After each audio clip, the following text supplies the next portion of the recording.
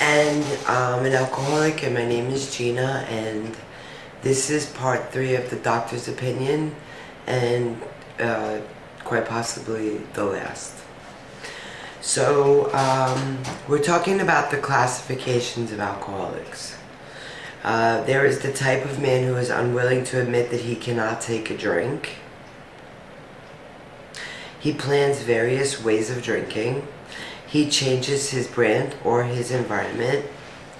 There is the type who is always believes that after being entirely free from alcohol for a period of time, he can take a drink without danger.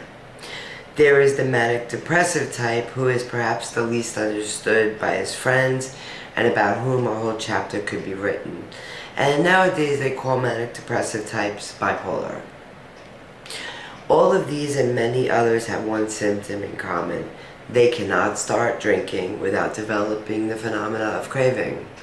And that goes back to when the book said these problem drinkers can never take any alcohol in any form.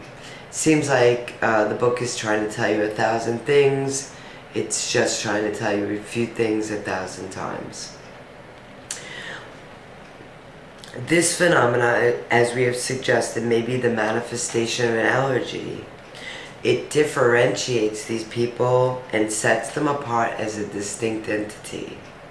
It has never, by any treatment with which we are familiar, been permanently eradicated. That means there's no cure for the allergy to alcohol. The only relief we have to suggest is entire abstinence. This immediately precipitates us into a seething cauldron of debate.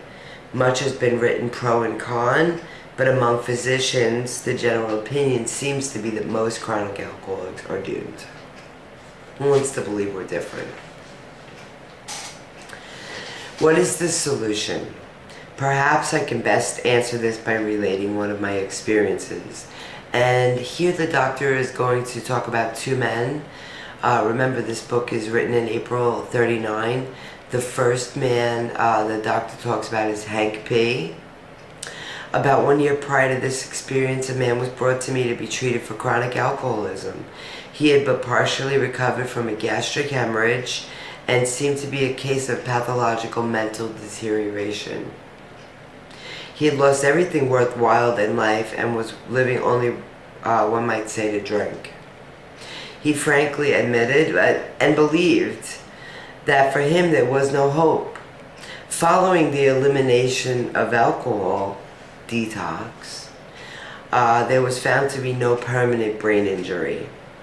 1 year later he called to see me, and I experienced a very strange sensation. I knew the man by name and partly recognized his features. But there all resemblances ended. From a trembling, despairing, nervous wreck of a man emerged a man brimming over with self-reliance and contentment. I talked with him for some time, but was not able to bring myself to feel that I had known him before. To me, he was a stranger. And so he left me, and a long time passed with no return to alcohol.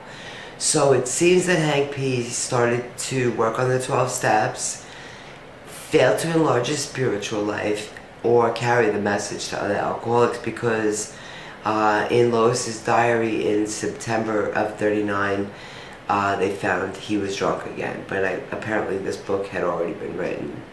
The next story the doctor writes is about a man named Fitz M. When I need a mental uplift, I often think of another case brought in by a physician prominent in New York.